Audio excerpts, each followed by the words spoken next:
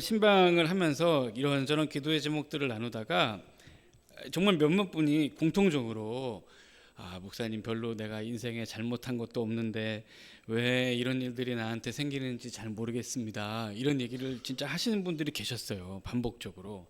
이 얘기를 듣다 보니까 힘드시구나. 나름 애쓰고 기도하고 또 잘 이겨내게 보려고 하긴 하지만 마음이 가끔 무너지기도 하고 힘들고 어려우시구나 하는 생각들이 많이 들었습니다. 그래서 그냥 그분들에게 자그마한 위로와 평안이라도 또 말씀을 통해 있으면 좋겠다 하는 그런 마음이 들어서 오늘 시편의 말씀을 준비했고요. 또 에베소서 이렇게 계속 듣다 보면 또 살짝 지루하기도 하니까 시편 말씀 잠깐 또 듣고 또 다시 에베소서 말씀 또 나눌 수 있도록 그렇게 하겠습니다. 아무쪼록 오늘 말씀을 통해서 하나님께서 저와 여러분들 모두에게 큰 위로와 평안 주시기를 예수님의 이름으로 축원합니다. 자, 여러분 그 성경책을 다 가지고 계시니까 그 30일이라고 크게 써 있잖아요. 숫자가 그 위에 보면 괄호하고 다윗의 시 인도자를 따라 부르는 노래 이렇게 써 있죠. 그렇죠? 여기 이제 우리 한글 성경은 이렇게만 써 있고 그 70인역이라고 해서 구약 성경이 원래 히브리어 성경이잖아요. 그 히브리어 성경 구약 성경을 헬라어로 번역한 성경이 있어요. 그러니까 그거를 이제 70인역이라고 하는데 그 70인역 성경에 보면 옆에 콤마를 하고 한 단어가 더 있어요. 어떤 단어가 있냐면 두려움과 혼란의 때에 이렇게 번역할 수 있는 단어가 하나 더 있습니다. 그러니까 다윗이 인도자를 따라 부르는 노래, 혼란하고 두려울 때에 이런 단어가 하나 써 있는 거예요. 그러니까 이 단어는 이 시인이 다윗이라는 것을 우리가 알 수 있고 다윗이 아주 극도로 불안하고 혼란스럽고 힘들고 아픈 때에 기록한 시편이다 하는 것을 알 수 있죠. 그런 의미에서 오늘 말씀을 함께 보면서 특별히 인생 참 고되다. 너무너무 어렵다. 이 시간이 빨리 지나갔으면 좋겠다. 하나님께서 은혜를 많이 주시기를 너무너무 기도한다. 그런 마음의 바람과 원함이 있으신 분들에게 더더욱 큰 위로와 평안이 되시기를 예수님의 이름으로 축원합니다. 자, 우리 본격적으로 시의 내용으로 한번 들어가 볼게요. 자, 오늘 본문의 4절을 한번 보시면 이 시인이 그들이 나를 위하여 비밀이 친 그물에서 빼내소서 하고 하나님 앞에 간청합니다. 이 시인은 자신이 처한 위기의 상황을 그물에 걸려있는 모습으로 매우 구체적으로 묘사를 하고 있습니다. 자, 지금 이 시인이 그물에 걸려있는데 자신을 빼내달라고 하나님 앞에 요청을 하고 있잖아요. 그러니까 이 시인은 아주 촘촘한 그물에 걸려서 도저히 자기 힘과 능력으로는 자기 지혜로는 자신이 이렇게 걸려있는 그물에서 빠져나올 수 있는 상황이 아니라는 것을 인지하고 있습니다. 구체적으로 어떤 상황인지는 모르지만 어떤 사람들은 이 상황이 전쟁의 포로가 되어서 잡혀있는 그런 모습으로 묘사한다고 설명하는 사람도 있는데요. 아무튼 도저히 헤어나올 수 없는, 도저히 감당이 안 되는 어떤 삶의 아픔과 무거움과 위기의 상황에 직면해 있고 그저 하나님 앞에 하늘을 우러러 바라보면서 도움을 요청하고 있는 것이죠. 자, 1절을 보면 1절의 마지막 부분에 주의 공의로 나를 건지소서, 2절도 보면 주여 내게 귀를 기울여 속히 건지소서 또 있죠. 그리고 조금 전에 읽었죠. 4절 보면 비밀이 친 그물에서 빼내소서. 지금 이 시인이 비슷한 표현을 계속 반복하면서 굉장히 촘촘한 건물에 정말 감당할 수 없는 인생의 무게를 지고 걸려 있음을 알 수 있고요. 간곡하게 하나님의 도우심과 개입을 요청하고 있습니다. 자, 이런 상황에 이 시인의 기도의 내용을 좀 더 우리가 들여다보았으면 좋겠는데요. 자, 5절을 보면 이 시인이 이 위기의 상황에 이렇게 기도를 합니다. 내가 나의 영을 주의 손에 부탁하나이다 했죠. 자, 여기 이제 우리말 부탁하나이다 하고 할 때 이 부탁하다는 단어가 부탁한다는 단어보다는 맡긴다 이런 뜻이 있습니다. 맡긴다. 그 좀 전에 제가 얘기했는데요. 그러니까 70인역. 이 구약 성경을 헬라어로 번역한 70인역 성경을 보면 이 70인역에 부탁한다는 단어가 파라티데마이라는 단어가 쓰였어요. 근데 이 단어가 어디에 똑같이 쓰였냐면 누가복음 23장에 예수님께서 십자가를 지시고 돌아가시기 직전에 아버지 내 영혼을 당신의 손에 부탁합니다 라고 할 때 그 부탁하다는 단어와 이 단어가 같은 단어입니다. 자, 그래서 이 단어는 어떤 뜻을 가지고 있냐면 그 신탁 혹은 위탁 혹은 전적인 위임 이런 뜻을 가지고 있어요. 그러니까 이 단순히 이제 맡기는데 뭐 우리가 세탁소에 빨래를 맡기잖아요. 다시 찾기 위해 맡기는 거죠. 이거는 그러니까 다시 찾기 위해 이 상태를 보존해 주기를 부탁하면서 맡기는 게 아니고 아예 이 결과와 처분 자체를 전적으로 위탁하고 위임하는 단어를 의미합니다. 그러니까 이 시인은 도무지 자신의 힘으로는 헤쳐나올 수 없는 상황, 그 위기의 상황에 처해서 하나님 앞에 기도하기를 하나님 나의 모든 삶을 내 인생과 내 존재와 내 영혼을 아버지의 손에 하나님의 손에 의탁합니다. 당신께 맡깁니다. 당신이 알아서 하십시오 하고 모든 것을 다 하나님께 이렇게 드리고 있습니다. 자, 예수님께서 십자가를 지시기 전에 하나님 아버지 할 수만 있으면 이 잔을 내게서 지나가게 해주십시오 하고 기도했습니다. 예수님도 이 십자가를 지시기가 힘드셨던 것 같아요. 그래서 할 수만 있거든 이 잔을 좀 내게서 이렇게 지나가게 해달라고 당신이 원하는 결과를 하나님께 이렇게 아뢰면서 기도하셨었습니다.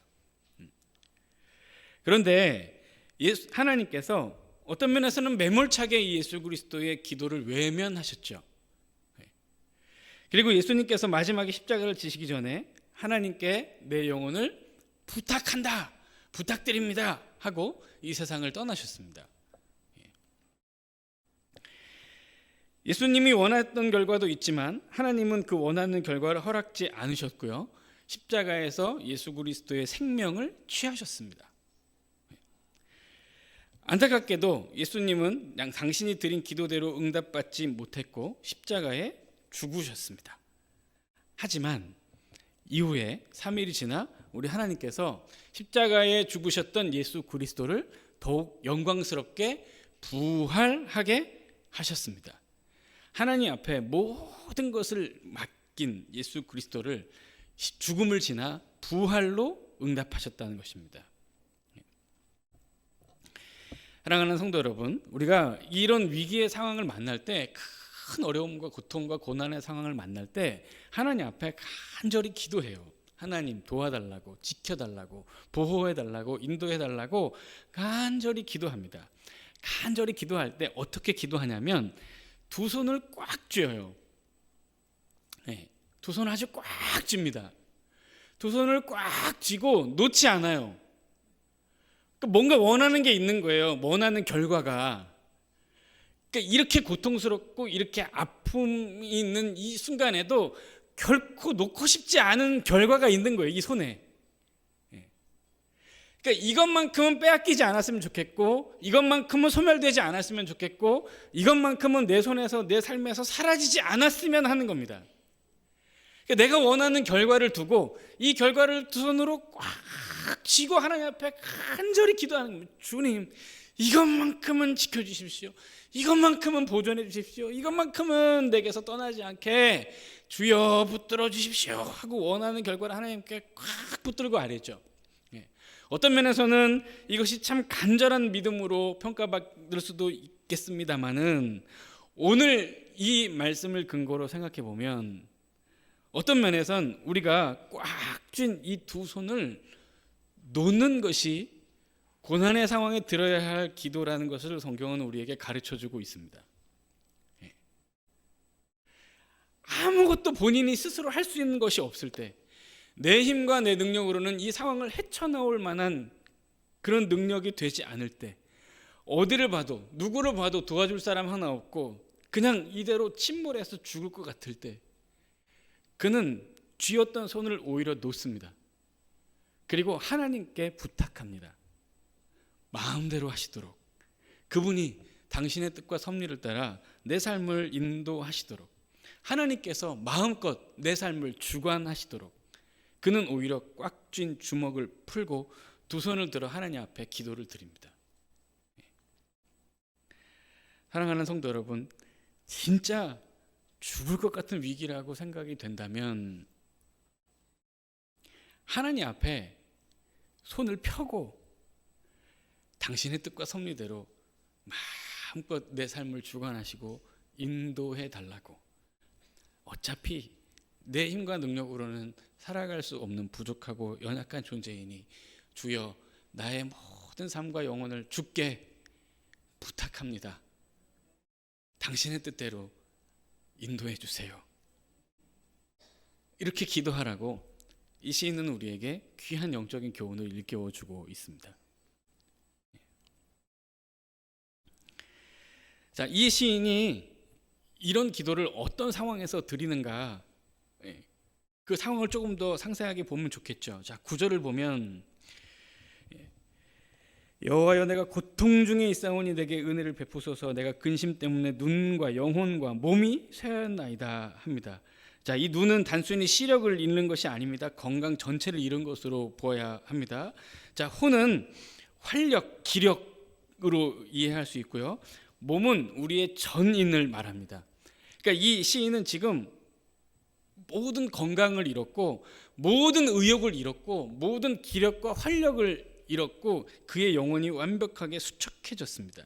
자, 10절을 보면 10절의 마지막 부분에 내 기력이 나의 죄악 때문에 약해졌고, 이제는 막 지은 죄까지도 다 막 생각납니다. 마음이 무겁게 눌리고 있어요. 자, 그 다음에 나의 뼈가 쇠하도소이다. 네, 뼈가 쇠하도소이다. 이 뼈가 쇠하다는 말은 녹는다는 말입니다. 우리 몸에서 제일 단단한 것이 무엇이죠? 뼈입니다. 뼈. 그렇죠? 근데 이 뼈가 마치 얼음처럼 이렇게 녹아내리고 있대요. 그러니까 그의 육신이 완벽하게 다 망가진 상태를 보여주고 있는 것입니다. 여기서 끝나지 않아요. 자, 11절을 보면 내가 내 대적들 모든 대적들 때문에 욕을 당하고 이웃들한테는 심하게 당하고 친구들도 놀라고 길에서 보는 자는 다 나를 피한다고 말합니다. 내가 모욕을 당하고 있고 이웃들에게서 매몰차게 거절당하고 있고 친구들에게도 길에서 지나가는 사람은 아예 대놓고 나를 피해갑니다. 또 12절을 보시면 내가 잊어버린 바 됨이 죽은 자를 마음에 두지 아니한 같고 깨진 그릇과 같다. 완벽하게 버려지고 잊혀졌습니다. 주변에 함께 하던 모든 사람들로부터 완벽하게 잊혀진 것이죠. 자, 여기서 또 다가 아닙니다. 13절을 보면 내가 무리의 비방을 들었으므로 사방이 두려움으로 감싸였나이다. 그들이 나를 치려고 함께 의논할 때 내 생명을 빼앗기로 꾀하였나이다. 촘촘한 음모와 계략이 자기 주변에 이렇게 쫙 깔려 있다는 것을 알고 있습니다. 근데 이 상황을 벗어날 수 있는 힘과 지혜가 자신에게 없다는 것을 알아요. 그러니까 몸도 마음도 영혼도 완벽하게 다 지쳐 있는 것이죠. 그러니까 이 상태에서 하나님 앞에 주여 내 영혼을 하나님께 부탁합니다. 이 상태에서 뭘 하겠어요? 이 시인이. 그렇게 하나님 앞에 모든 것을 맡기면서 지금 기도하고 있는 것입니다. 그럼 도대체 누가 한 인생을 이렇게까지 괴롭게 하는가? 도대체 어떤 사람들이 이 시인을 이토록 수렁으로 몰아가는가? 네. 그 대적들의 정체도 한번 알아보면 좋을 것 같아요. 자, 17절과 18절을 보시면 여호와여 내가 주를 불러싸오니 나를 부끄럽게 하지 마시고, 그 다음 뭐라고 표현되어 있냐면 악인들을 부끄럽게 하사 스월에서 잠잠하게 하소서 합니다. 악인들입니다. 이 사람들은 악인들이에요. 악해요. 악인들. 네. 자, 구체적으로 이 악인들은 어떤 삶의 모습을 가지고 있는가? 18절 교만하고 완악한 말로 무례히 의인을 치는 거짓 입술이 말 못하는 자 되게 하소서 했죠.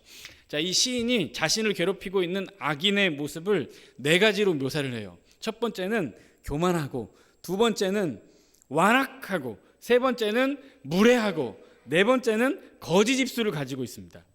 다시 한번요. 교만해요, 완악해요, 무례합니다, 거짓된 입술을 가지고 있어요.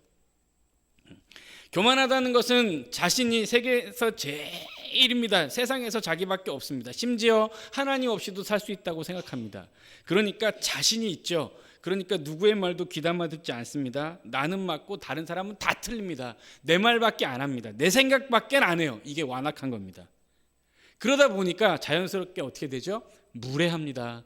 다른 사람에 대한 배려와 어떤 착한 행실은 아예 없어요. 게다가 얼마나 교묘한지 여기서 이 말하고 저기서 저 말하고 이 사람한테는 이렇게 웃고 저 사람한테는 저렇게 표정을 또 바꿉니다. 거짓된 입술을 가지고 있죠. 또 이 사람은 교회에서는 찬양을 흥얼흥얼하고 하나님이 안 계시다고 생각하는 곳에서는 욕설과 비방의 말들을 막 뿜어냅니다. 그의 입술은 완벽하게 거짓되니까요. 이 시인이 가장 힘들어했던 것이 이 악한 사람들의 말과 계략이에요. 자, 이런 말씀을 성경에서 대하면 우리가 그냥 넘어가서는 안 될 것 같습니다. 왜냐하면 어떤 면에서는 우리가 피해자이기도 하지만 가해자일 수도 있거든요. 혹시나 누군가가 나의 완악함과 무례함 때문에 피눈물을 흘리며 억울해할 수도 있지 않을까 하는 생각도 한번 해봐야죠. 자, 이 시인이 이런 악한 사람들한테 아주 제대로 걸려서 호되게 당하면서 하나님이 이 원수들에게 원수를 갚아주실 것을 기도하면서 18절의 마지막 부분을 보면 뭐라고 기도하냐면 거짓 입술이 말 못하는 자 되게 하소서 이렇게 기도하죠. 그러니까 하나님 이 사람들 말을 못하는 사람들이 좀 되게 해주세요 이렇게 기도합니다. 말 못하는 사람들.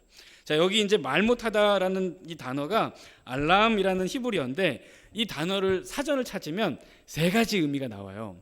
근데 이 단어의 의미를 우리가 주목해 봐야 될 필요가 있습니다. 첫 번째는 어떤 뜻이냐면 이 단어가 묶다 매다 이런 뜻이 있어요. 묶다 매다. 뭘 묶고 뭘 맬까요? 혀를 묶고 매달라는 겁니다. 왜요? 말 못하게. 두 번째는 이 단어에 가진 두 번째 의미는 벙어리가 되다는 뜻이 있어요. 아예 직접적으로.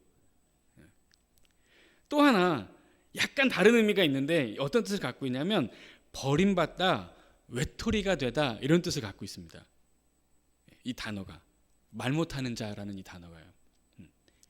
그래서 제가 가만히 이 말씀을 묵상하면서 이 시인의 입장에서 이 완악한 사람들의 말과 행실 때문에 괴롭힘을 당하면서 이 사람들이 말 못하는 자가 되게 해주세요라고 기도하는 것을 보면 아마도 이 시인은 이 세 가지 의미를 다 고려하고 있는 것 같아요.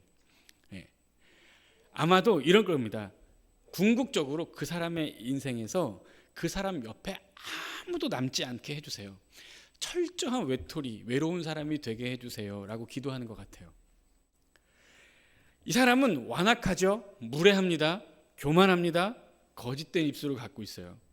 그러니까 이 사람 옆에 가면 누구라도 다 다치고 죽습니다. 이 사람은 무례하니까요. 이 사람은 완악하니까. 자기밖에 모르니까요. 그리고 이 사람 앞에서는 이 말하고 저 사람 앞에서는 저 말하니까 누가 이 사람 좋아하겠습니까? 누가 이 사람 옆에 남아있겠어요? 아무도 없겠죠. 그러니 결과적으로 궁극적으로 이 사람 옆에는 아무도 없을 겁니다. 아무도. 그래서 말하고 싶어도 말을 못하게 될 거예요. 옆에 말할 사람이 없어서. 자연스럽게 입 다물고 살게 될 겁니다. 여러분 우리 한번 생각해 봐야 될 것 같아요. 사람들이 나를 만나고 싶어 하나? 나랑 얘기를 하는 거를 좋아하나? 아니면 나랑 얘기하는 거 별로 안 좋아하나? 나랑 얘기하고 싶어 하지 않나? 생각해 봐야 될 것 같아요. 만약에 별로 누구도 나를 안 만나고 싶어 한다. 누구도 별로 나를 상종하고 싶어 하지 않는다. 이렇게 막 피해가고 옆에 있으면 입을 오히려 닫고 이러면 문제가 있는 거예요. 이렇게 되면 안 되겠죠. 시간이 지나면 지날수록 함께 입술을 열어서 찬송하고 함께 입을 열어서 기도하고 함께 말씀을 나누고 기도의 제목을 나누고 삶을 나누면서 함께 주님을 섬기는 동역자들이 옆에 많아야 되지 않겠습니까? 시간이 지날수록, 세월이 흐를수록 그래야 하지 않을까요? 근데 시간이 지날수록 옆에 사람이 없고 옆에 누구도 없고 아무도 없고 심심하고 외롭다. 이거 당한 사람들의 기도가 응답된 것일 수 있습니다. 이런 얘기는 우리가 말씀을 통해 경각심을 좀 받아야 될 것 같아요. 예. 그런 안타까운 일은 없었으면 합니다. 없어야죠. 예. 자, 다시 이 시인의 입장으로 한번 돌아오겠습니다. 이런 악한 사람들이 차놓은 좀 촘하게 짜놓은 이 죽음의 그물에 빠져 죽어가면서 이 시인이 모든 것을 하나님 앞에 의탁했다고 했죠. 부탁했다고 했습니다. 자, 그러면서 이런 기도를 하나님 앞에 드립니다. 14절을 보면 여호와여 여호와여, 그 다음 이 표현을 한번 잘 보세요. 그러하여도 어떠하여도요. 이 사람들이 다 나를 죽이려고 해도, 사람들이 다 나를 외면해도, 사람들이 다 내게 손가락질하고 비방해도, 내 몸이 죽을 것 같아도, 너무너무 힘들고 가슴 아프고 고단하고 괴로워도, 그러하여도 나는 주께 의지하고 말하기를, 주는, 그 다음 잘 보세요. 뭐라고 써있죠? 내 하나님이시라 했습니다. 그러하여도 하나님은 나의 하나님이십니다. 그렇게 믿음을 고백하고 있습니다. 이 얘기는 이런 뜻입니다. 주님, 나는 그때가 언제인지는 모릅니다. 그러나 당신의 뜻대로, 당신의 방법대로, 당신이 가장 적합하다고 여기시는 그때에 내가 구원을 받게 될 것을 믿습니다. 내가 아는 하나님은 그런 분이십니다. 하나님은 결코 나를 놓지 않는 분이시고 나와 함께 하시는 분이시고 나를 붙드시는 분이심을 나는 믿습니다. 내 마음 같아서는 그날이 오늘이었으면 좋겠고 당장이었으면 좋겠지만 어차피 하나님께 의탁했으니 당신의 대로 선하게 인도하십시오. 만에 하나라도 내 생애가 여기서 끝난다고 해도 나는 여전히 당신을 신뢰하고 믿습니다. 조금도 원망하지 않습니다. 나는 당신의 섭리와 뜻을 따르고 순종하려 합니다. 이런 믿음의 고백과 기도를 하나님 앞에 드리고 있는 것입니다. 이 위대한 믿음의 고백은 에라 모르겠다, 될 대로 되라, 어차피 나는 힘도 없고 능력도 없는데 그냥 모르겠다 하고 두 손 놓고 그냥 모든 것을 포기하고 체념한 상태가 아닙니다. 그리고 그냥 타 종교에서 얘기하는 어떤 무념무상, 자기 비움의 경지에 이르는 것도 아니죠. 또 인샬라, 모든 것이 신의 뜻이다 하고 순명론적으로 체념하는 것도 아닙니다. 그동안 하나님과 쌓아왔던 깊은 관계를 바탕으로 하나님께서 결코 나를 버리시지 않고 함께 하시며 붙드실 것을 믿는 믿음의 참된 고백과 신뢰라고 말할 수 있습니다.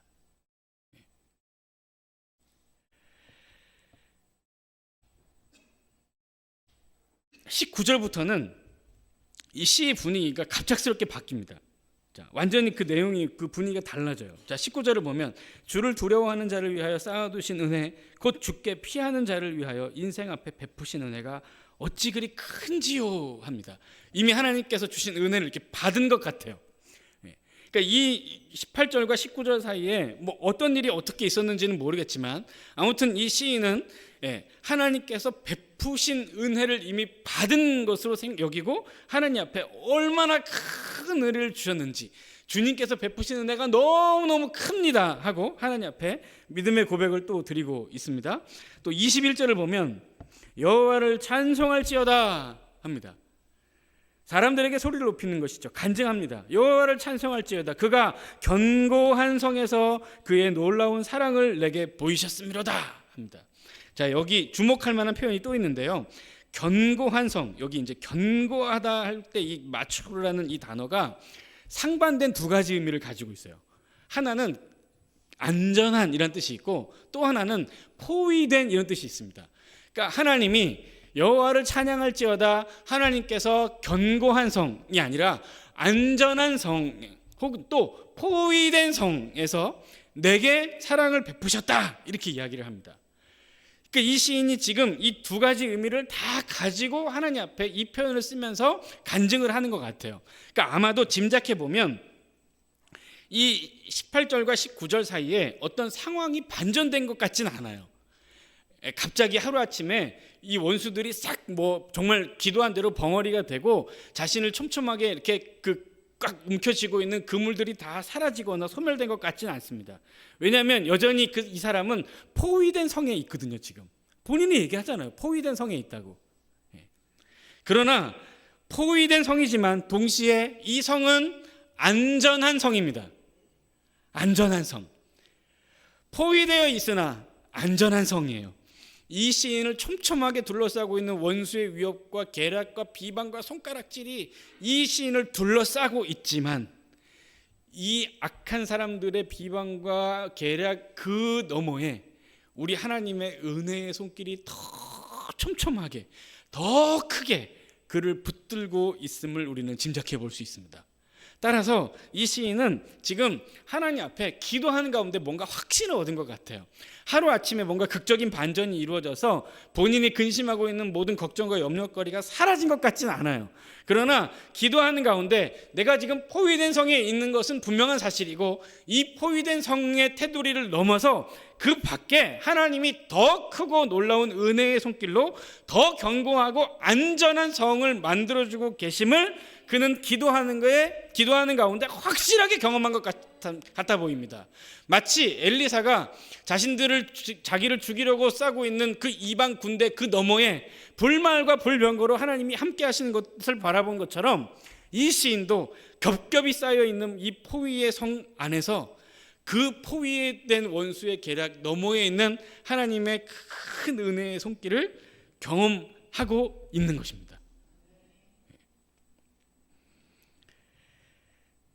자, 그래서 이 시인은 해결된 것도 없고 극적으로 반전된 것도 없지만 21절에 22절에 이렇게 고백하죠. 내가 놀라서 말하기를, 깜짝 놀랐습니다. 지금 하나님이 얼마나 크고 위대한 손길로 포위된 성 그 위에서 자신을 지켜주고 계신지 깜짝 놀랐어요.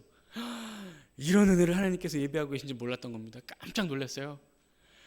내가 놀라서 말하기를 주의 목전에서 끊어졌다 하였사오나, 이제 끝났습니다 하나님 했었는데, 내가 주께 부르짖을 때, 내가 하나님께 기도할 때, 내가 내 영혼과 모든 것을 하나님 앞에 의탁할 때, 쥐고 있는 두 손을 풀고 마음껏 하나님께서 내 인생을 인도하시도록 하나님 앞에 믿음을 고백했을 그때 하나님이 나의 간구하는 소리를 들으셨다 고백합니다.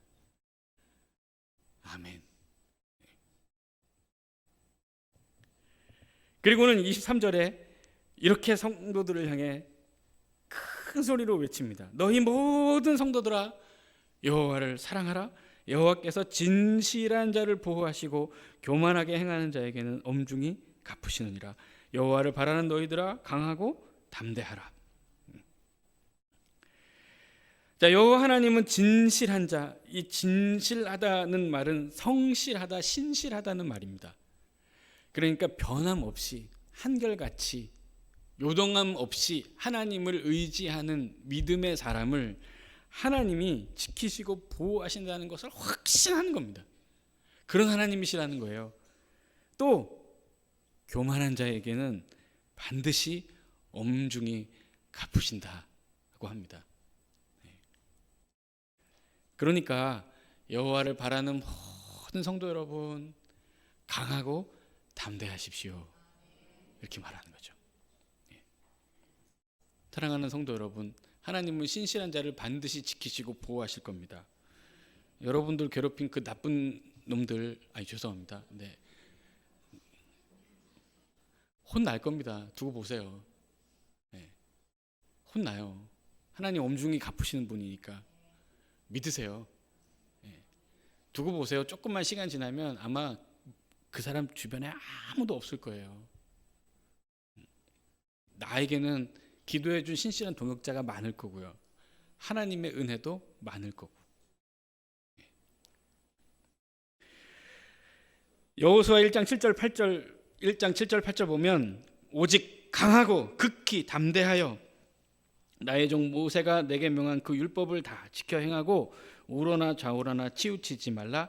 그리하면 어디로 가든지 형통하리니 이 율법책을 내 입에서 떠나지 말게 하며 주야로 그것을 묵상하여 그 가운데 기록된 대로 다 지켜 행하라. 그리하면 내 길이 평탄하게 될 것이며 내가 형통하리라. 하나님 말씀입니다. 자, 하나님이 여호수아에게 강하고 담대해라. 그래서 그다음 뭐라고 하셨냐면 힘차게 맞서 싸워라 안 하셨습니다. 강하고 담대해서 하라고 한 얘기가 뭐냐면 하나님의 말씀을 끈질기고 줄기차게 잘 믿고 따르고 섬기라고 하셨습니다. 그 말씀에 따라서 요동치지 말고 살라고 주께서 분명히 말씀하신 것이죠. 그러면 여호수아가 싸워야 할 원수와 대적은 어떻게 합니까? 하나님이 싸우시겠다는 겁니다. 오직 강하고 담대해서 말씀을 잘 지키고 좌로나 우로나 흔들리거나 요동치지 않는 믿음 생활을 잘 감당하라는 것입니다.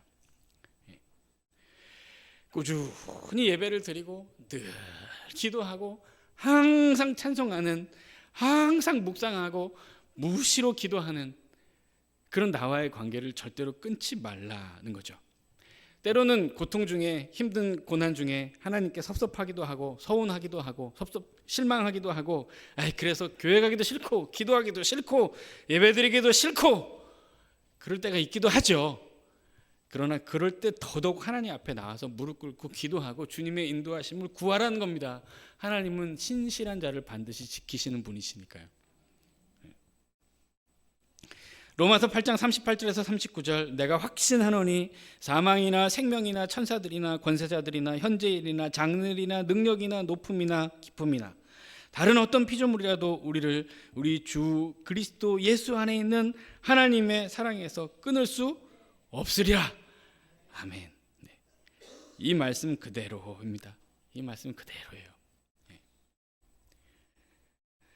사랑하는 성도 여러분,